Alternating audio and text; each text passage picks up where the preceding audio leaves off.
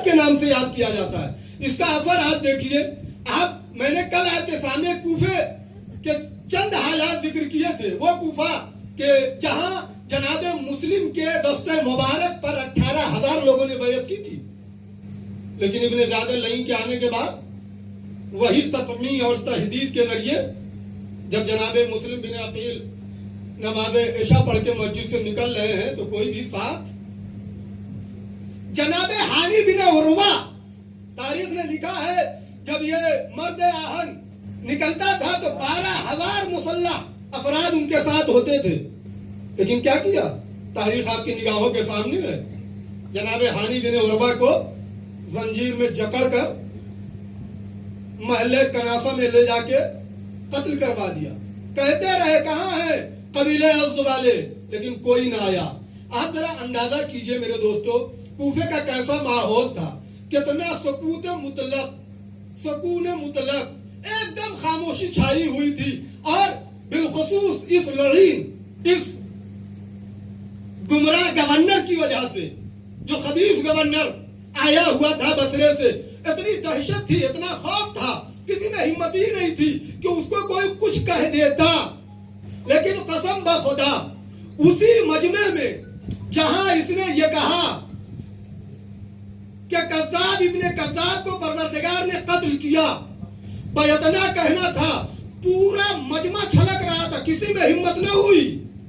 لیکن بولا تو وہ بولا کہ جو علی کا چاہنے والا تھا. عبداللہ بن ابی نے ڈانٹ کے آواز دے، اس کو کیا کہتا ہے؟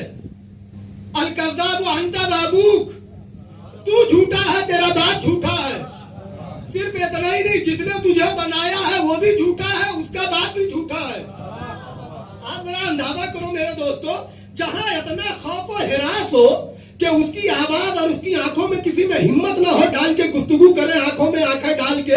واقعاً یہ سیاست مظلومیہ سید الشہداء تھی کہ ایسے صحابی کی جن کی آنکھوں سے دکھائی نہیں دے رہا تھا، ان کو بھی برداشت نہیں ہوا کہ وہ خاموش رہ جائے. یہ مرحلہ وہ ہے کوفے کا جہاں میں نے ذکر کیا تھا. اچھا، کوفے کے بعد آئیے، دو چیزیں میں نے ذکر کی تھی. اگر احساس میں قوت پائی جاتی ہے، اگر جرأت اظہار میں قوت پائی جاتی ہے، تو ہمیشہ انسان ظلم کے خلاف آواز بلند کرتا ہے. اور یہ دونوں قوتیں کہ جن کو استعماری طاقتوں نے، اس وقت کی استعماری طاقتوں نے، اس وقت کی غاصب طاقتوں نے اس سرمایہ انسانی پر اپنا قبضہ جما رکھا تھا، اس کو سرکار سید الشہداء کے قیام نے اس سرمایہ کو ان بیہودوں کے ہاتھوں سے آزاد کروایا.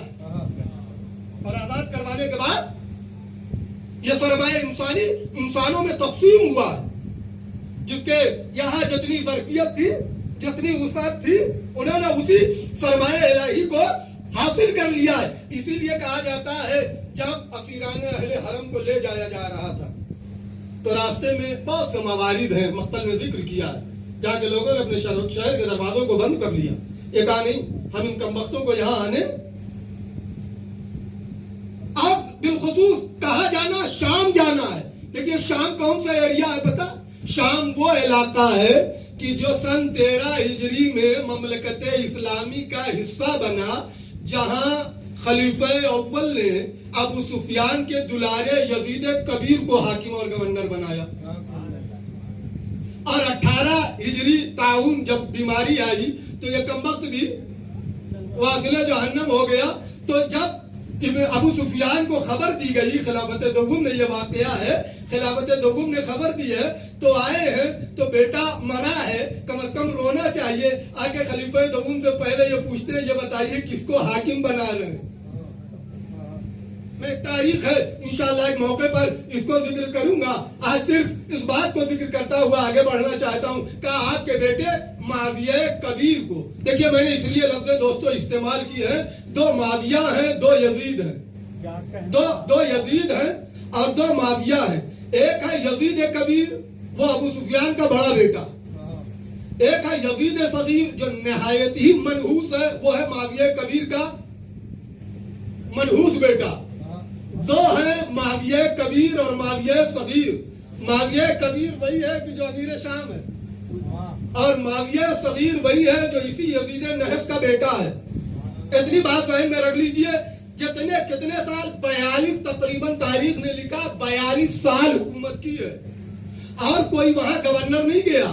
خلافت دوم کا ذرا مطالعہ کر لیجئے. علامہ شبلی نعمانی نے بڑا زور دے کے لکھا ہے کہ بڑی عدالت کرتے تھے. جہاں گورنر کو دیکھتے تھے ذرا سا کوئی کمی پائی جاتی ہے گورنر بدل دیتے تھے. دل چاہتا علامہ شبلی نعمانی سے کہوں ذرا تاریخ دمشق پر بھی نظر کر لیجئے. بنایا تو صرف ابو سفیان کے دلاروں کو بنایا, کسی اور کو گورنر نہیں بنایا. سوائے ابو سفیان کے دلاروں کے علاوہ ان خلافتوں نے چاہے پہلی ہو یا دوسری ہو یا تیسری ہو انہوں نے گورنر بنایا. ان کا طریقہ کیا تھا میرے دوستوں؟ جلدی سے دو باتیں کہہ کے اصل بات جو مقصد کی ہے وہ ذکر کرنا ہے. ان کا طریقہ یہ تھا کہ دیکھو کوئی بھی شام کے باہر نہیں جائے گا. جو جائے گا پھر شام عجب حال ہے. یہی رہو, یہی کھاؤ, یہی جیو, یہی مر جاؤ. اس کے علاوہ کہیں دوسری جگہ جانے کا حق نہیں ہے. اور اگر جانا چاہتے ہو تو ایک دم سے چلے جاؤ. یہ پہلا ان کا وہ تھا. اور دوسرا یہ انہوں نے ان لوگوں کو جو دین اور مذہب سمجھایا تھا وہ آل محمد والا مذہب نہیں تھا. وہ اسلام حقیقی اور اسلام محمدی نہیں تھا. وہ انہی والا تھا, ملوکیت والا, بادشاہیت والا. یہ والا اسلام ان لوگوں نے پیش کیا تھا. اور یہ کہا تھا صرف ظاہر کو رکھا تھا, روح اسلام نہیں تھی. میں تاریخ اگر آپ کے حوالے ذکر کروں کہ آپ ذرا اندازہ کریں, وہاں سونے اور چاندی کے برتنوں کو استعمال کیا جاتا تھا. جہاں شراب عمومی طور پر پیتے بھی تھے, بیچتے بھی تھے. عبد الرحمن کا واقعہ ہے, صحابی پیغمبر ہے, جس وقت دمشق پہنچے دیکھا اونٹوں پر لدی ہوئی شراب کوزے میں چلی جا رہی ہے, مٹکوں میں بھری ہوئی تھی. میں ایک مرتبہ اپنے نیزے سے اور جا کے جب امیر شان تو لوگوں نے شکایت کی تو کہنے لگے ان کی عقل چلی گئی ہے, یہ بوڑھے ہو گئے ہیں. صحابی پیغمبر نے آواز دی میں بوڑھا اور بے عقلا نہیں ہوں, پیغمبر نے شراب سے منع کیا ہے. آپ ذرا اندازہ کیجئے کتنا ماحول ہے, کیسا ماحول ہے جہاں جانتے ہی نہیں کہ اہل بیت کون ہے, رسول خدا کون ہے, دین کیا ہے, مذہب کیا ہے, شریعت کیا ہے. وہ تو یہی سمجھتے ہیں جو یہ سرکار کہہ گئے وہی وہی منگل ہے, جو یہ کم وقت کہہ دیا وہی اصل دین ہے. ایسے ماحول میں میرے دوستو جب اہل بیت اطہار علیہ الصلوۃ والسلام جا رہے تھے, ایک نبی کا صحابی ہے, یہ واقعہ ملحوف میں اور لحوف میں ملے گا, جن کو واصلہ بن اسقا کے نام سے یاد کیا جاتا ہے. یہ واصلہ بن اسقا وہ ہے کہ جو اصحاب صفہ میں جن کو شمار کیا جاتا ہے. یہ وہ ہے کہ جو مدینے سے رسول اسلام کی رحلت کے بعد سکن بالبصرہ, جو بصرے میں آ کے انہوں نے سکونت اختیار کی. ثم بالشام فی قریۃ البلاد, پھر کسی دیہات میں جا کے رہنے لگے تھے. راوی یہ کہتا ہے, شداد راوی ہے, شداد بن عبداللہ کہتے ہیں کہ جیسے ہی رسول اسلام کے نواسے کا جیا رأس الحسین, جیسے ہی سرکار کا سر مبارک لایا گیا کہاں, شام میں, شہر شام میں. فلعنہ رجل من الشام, یاد ہے یہ کون سا علاقہ ہے جہاں مولا کائنات پر سب و شتم کیا جاتا ہے. اور ایسا نہیں ہے بچہ سب و شتم کرتا ہے. اتنا رائج ہو گیا علی کی دشمنی, کوٹ کے ان کے بچوں میں, ان کے جوانوں میں, ان کے گھرانوں میں بھری ہوئی ہے میرے دوستو. یقیناً ممبروں سے لعن ہوتا رہا ہے. 70,000 ممبر محدثین نے لکھا ہے کہ جن پر لعن ہوا, جن سے لعن ہوا کرتا تھا. یاد رکھ لیجئے میرے دوستو, میرے بزرگوں, میرے نوجوان بھائیوں, اتنا بھیانک ماحول تھا, کسی میں ہمت نہ تھی کہ کوئی ان لوگوں کو مذہب اہل بیت کی طرح دعوت دے سکے, اہل بیت کا تذکرہ کر سکے. لیکن جیسے ہی واصلہ بن اسقا نے اس جملے کو سنا, فغضبا, غصے میں آ گئے, وقاما, اور کھڑے ہو گئے, اور حدیث قصہ کی تلاوت, آیت تطہیر کی تلاوت کر کے کہنے لگے تمہیں نہیں پتا ہے اہل بیت اطہار یہی ہے, یہی اہل بیت اطہار ہے جن کو محمد کہا جاتا ہے, جن کو علی کہا جاتا ہے, جن کو فاطمہ کہا جاتا ہے, جن کو حسن و حسین کہا جاتا ہے. دل چاہتا ہے میرے دوستو ایک جملہ کہوں, اے صحابیوں, اس سے پہلے کہاں تھے؟ کیا تمہارے زبان گونگی ہو گئی تھی, قوت گویائی چھین لی گئی تھی؟ اس سے پہلے کیوں نہیں بول رہے تھے؟ جب اتنی رہی تھی، جب انہی منبروں سے علی پر سب و شتم کیا جا رہا تھا، شاید اپنی زبان بے زبانی سے آواز دے، زبانیں تو تھی لیکن تخمین و تحدید کی وجہ سے ان میں قوت گویائی ختم ہو چکی تھی۔ قیام سید الشہداء کا یہ اثر ہے کہ زبانوں میں جو قوت عطا ہو گئی۔ یہ میرے دوستو ایک مرحلہ، یہ کہاں کا ہے؟ یہ باہر کا ہے، دربار کا نہیں ہے۔ اب دوسرا مرحلہ سن لیجئے جو مین دربار کا ہے۔ جیسے ہی دربار میں سر مبارک کو لے جایا گیا، ابو برزہ اسلمی جو خزائی ہے، کنانی ہے، رسول اسلام کے صحابی ہے، شیخ طوسی علیہ الرحمہ نے ان کو عدہ من اصحاب رسول اللہ میں شمار کیا ہے رسول خدا کے اصحاب میں۔ ایک صلوات پڑھیے محمد وعلی سیدنا، ایک اور صلوات پڑھے عظمت محمد وعلی محمد صلی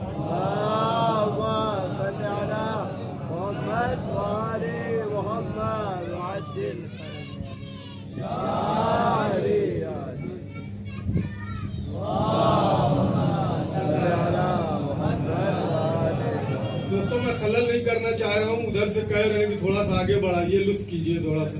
ایک صلوات پڑھیے محمد وعلی محمد۔ چیز پائی نہیں جا رہی تھی، جہاں عقل پہ غفلت کے پردے پڑے ہوئے تھے، ایسے میں اگر ان لوگوں کے اندر قوت گویائی آ جائے، ضمیر زندہ ہو جائے، بڑا اچھا شعر علامہ اقبال نے کہا، کربلا تفسیر ان اسرار کر، ملت خوابیدے را بیدار کر۔ یہ خوابیدہ ملت تھی، یہ سوئی ہوئی ملت تھی، خواب خرگوش میں پڑی ہوئی تھی، اس کو سرکار سید الشہداء کے قیام نے ان کو جگا دیا، بیدار کر دیا۔ میرے دوستو جو وہ بات ذکر کرنا چاہتا ہوں جو دربار کی ہے، قسم بخدا یہ اتنے پست تھے، ذلیل تھے کہ لوگوں کے اندر ہمت نہ تھی کہ ان سے کوئی تلخ لہجے میں لہجے کو بدل کر کوئی ان کو دیکھ سکے یا ان سے گفتگو کر سکے۔ راوی یہ کہتا ہے کہ میں دربار میں تھا، سرکار سید الشہداء کا سر لایا گیا، اس ظالم نے چوب خازران کو منگایا، فاقبل علیہ ابو برزۃ الاسلمی الخزائی۔ جیسے اس نے چوب خازران کو منگایا، اتنے میں کیا دیکھا؟ ابو اسلم خزرجی آ گئے ہیں۔ اس کے بعد اس نے کیا کیا؟ وہ مسائل کے جملے ہیں، ین کو تو قضیب کا، جو اپنے چھڑی کو دندان مبارک کو اذیت دے رہا تھا، بجیسے ہی ابو برزہ اسلمی نے دیکھا، کہا بیحق یا یزید، تجھ پر وائے ہو یزید، ارفع قضیبک، لقد رأیت رسول اللہ صلی اللہ علیہ وآلہ وسلم یرشفہ ثنایاہ وثنایا اخیہ الحسن علیہ الصلاة والسلام ویقول ہذان سیدہ شباب اہل الجنہ وقتل اللہ قاتلکما۔ کیا کہا؟